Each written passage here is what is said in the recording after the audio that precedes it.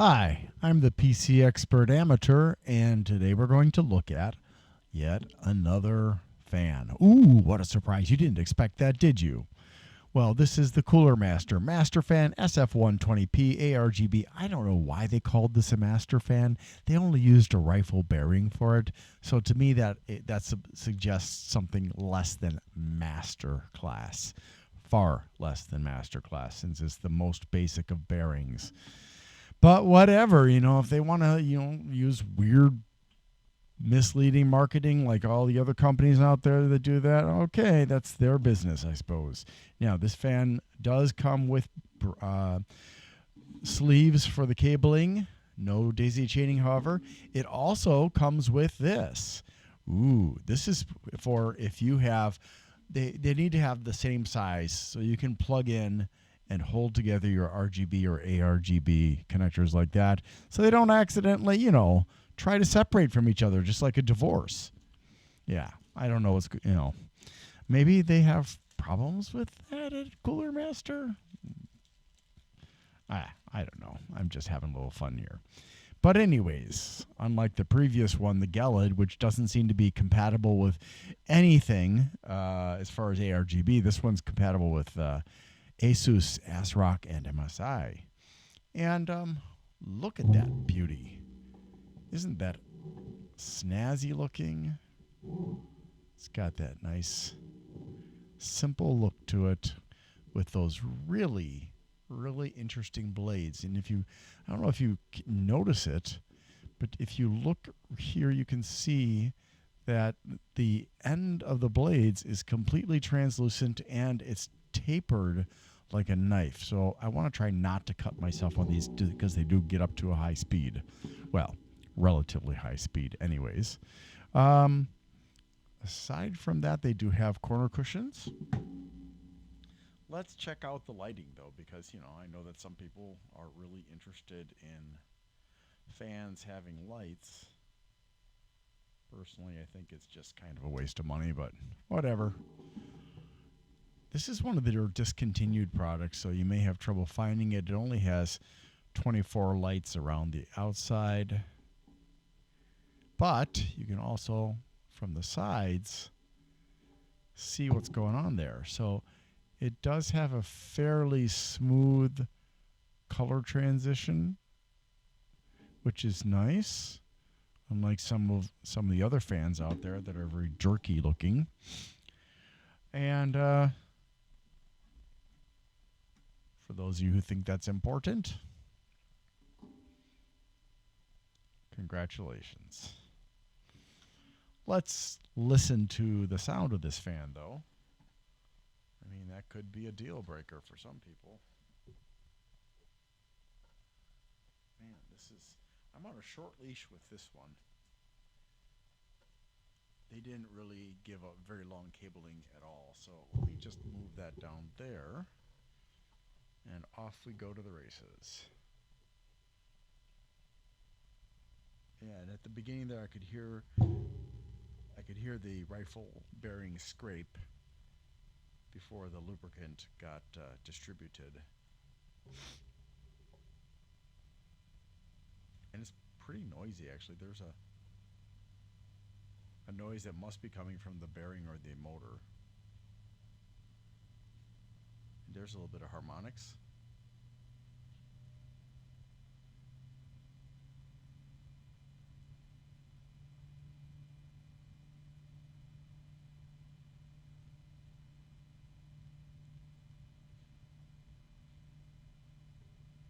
Yeah, and that's it. Surprisingly quiet for 2400 RPMs. So let's compare this to the Noctua.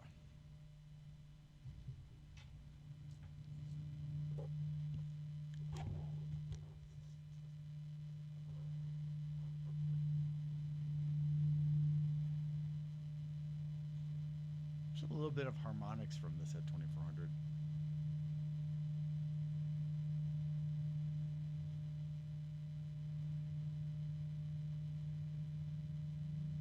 Now I can hear the Noctua.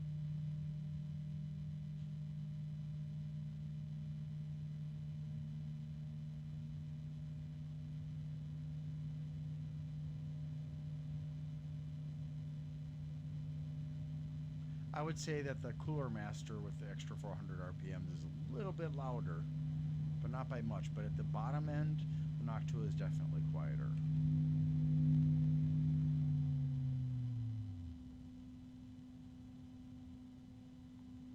Junk bearings.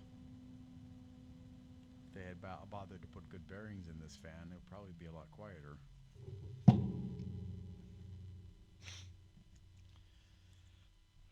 Okay. Well, I don't know. What do you think? So, given the specifications, this fan is obviously good in a case and on an air filter.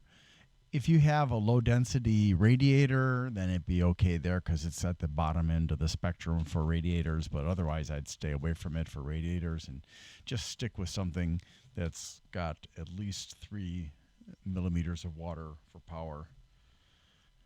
The more, the better.